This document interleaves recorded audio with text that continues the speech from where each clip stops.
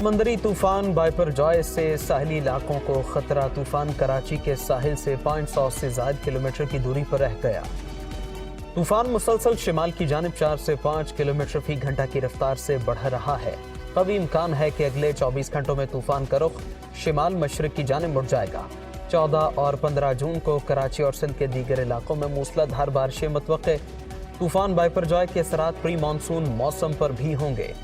شدید بارشیں ہو سکتی ہیں، چیف میٹرولوجسٹ سردار سرفراز۔ سمندری طوفان کے پیش نظر ساحلی علاقوں میں دفعہ 144 کا نفاذ۔ مشترکہ حکمت عملی بنا لی، آرمی، نیوی، رینجرز اور منتخب نمائندوں کی ٹیمیں تشکیل دے دی ہیں۔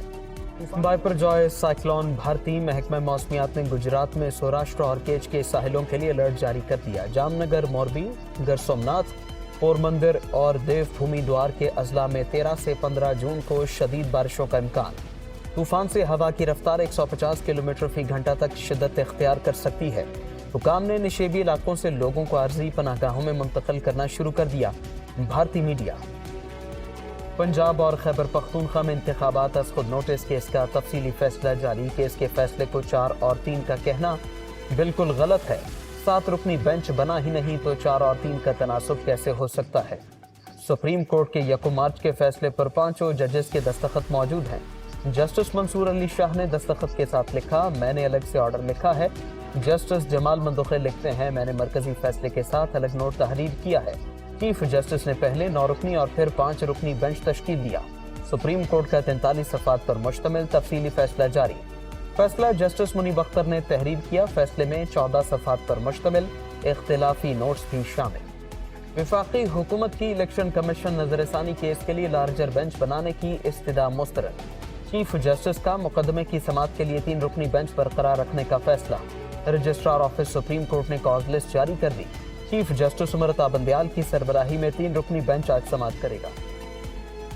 سپریم کورٹ نے غیر منقولہ پراپرٹی پر عائد 100% ٹیکس سے متعلق حکم امتناع جاری کر دیا۔ حکومت کی مجبوریوں کو ہم سمجھ سکتے ہیں، نئے ٹیکس سسٹم کی خامیوں کو بھی دیکھنا ہوگا۔ مزید لوگوں کو ٹیکس نیٹ میں شامل کرنے کے لیے کریٹو ٹیکسیشن کرنا ہوگی۔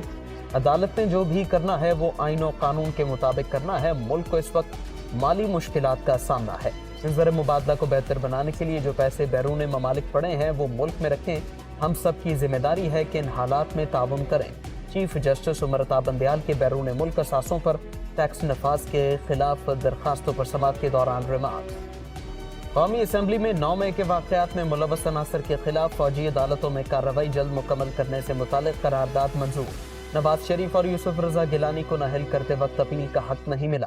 9 مئی کے ملزمان کو 3 اپیلوں کا حق حاصل ہوگا۔ ہمیں کہا جا رہا ہے کہ یہ نہیں فلاں قانون اپلائی کریں۔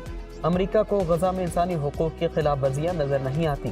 وائٹ ہاؤس اور کیپٹل ہل پر حملہ کرنے والوں کو 18 سال سزائیں سنائی گئیں۔ خواجہ آصف کا قومی اسمبلی میں خطاب۔ جماعت اسلامی کے رکن عبدالاکبر چترالی نے آرمی ایکٹ کے تحت کارروائی کی مخالفت کر دی۔ 9 مئی کے واقعات میں ملوث افراد پر سول عدالتوں میں مقدمات چلائے جائیں۔ جو بھی فیصلہ آئے گا تسلیم کیا جائے۔ فوجی عدالتوں میں مقدمات چلانے کے مخالف ہیں۔ عبدالاکبر چترالی کا خطاب۔ کوئٹہ میں ایڈوکیٹ عبدالرزاق شر کی ٹارگٹ کلنگ پر GIT کا پہلا اجلاس۔ صدارت DIG CTD نے کی۔ حساس اداروں کے نمائندوں کے ساتھ SSP انویسٹیگیشن، SSP آپریشن سمیت تمام ارکان شریک۔ جائے وقوع سے ملنے والے شواہد پنجاب فورنزک لیب کو بھیجنے کی سفارش۔ ناانصافی کا دور ختم، ملک میں خوشحالی کا سفر شروع ہو چکا۔ اب نفرت اور انتشار نہیں، اتحاد کی ضرورت ہے۔ PTI کے دور میں اپوزیشن کو بولنے کی اجازت نہیں تھی۔ اتحادی حکومت نے کسی صحافی پر ظلم اور تشدد نہیں کیا، کوئی پروگرام بند کرایا، نہ سینسرشپ لگائی۔ صحافیوں کو ہیلتھ انشورنس اور ریلیف پیکج دے رہے ہیں۔ وفاقی وزیر اطلاعات مریم اورنگزیب کا نیشنل پریس کلب میں خطاب۔ استحکام پاکستان پارٹی کے عہدیداروں کا اعلان کر دیا گیا۔ عبدالعلیم خان استحکام پاکستان پارٹی کے صدر مقرر۔ عامر کیانی پارٹی کے سیکرٹری جنرل ہوں گے۔ اون چودھری پارٹی کے مرکزی ایڈیشنل جنرل سیکرٹری اور پارٹی ترجمان کی ذمہ داریاں نبھائیں گے۔ پارٹی سربراہ جہانگیر ترین لندن میں موجود، 1 ہفتہ قیام متوقع، اہم ملاقاتیں ہوں گی۔ مئی 2023 میں مہنگائی کی شرح 38% تک پہنچ گئی۔ جولائی 2022 سے مئی 2023 کے دوران اوسط مہنگائی 29.2% تک ریکارڈ۔ گزشتہ مالی سال میں مہنگائی 11.3% تھی۔ اجناس کی عالمی قیمتوں میں کمی کے باعث جون 2023 سے مہنگائی کم ہونے کے امکان۔